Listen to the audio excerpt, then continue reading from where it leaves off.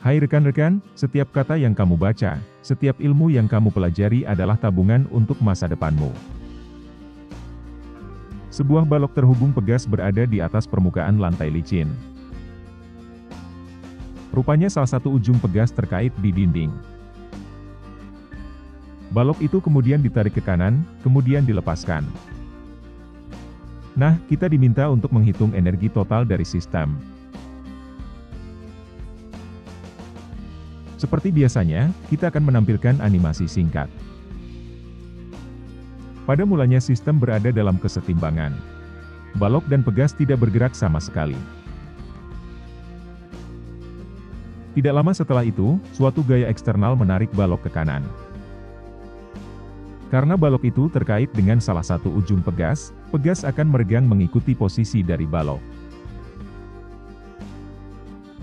Setelah gaya eksternal ditiadakan, balok itu akan bergerak ke kiri dan kanan secara periodik. Balok melakukan gerak harmonik sederhana. Bagaimana kita menghitung energi total dari sistem? Sederhana. Mari kita melihat ketika gaya eksternal itu masih bekerja. Selama gaya eksternal itu masih menyentuh balok, balok masih belum bergerak, akan tetapi pegas itu telah menyimpang dari kedudukan setimbangnya.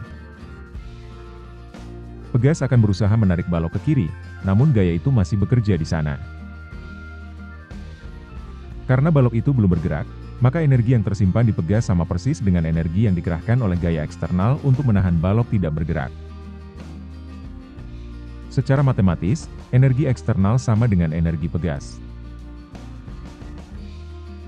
Anggap saja pegas itu menyimpang sejauh A diukur dari kedudukan setimbangnya.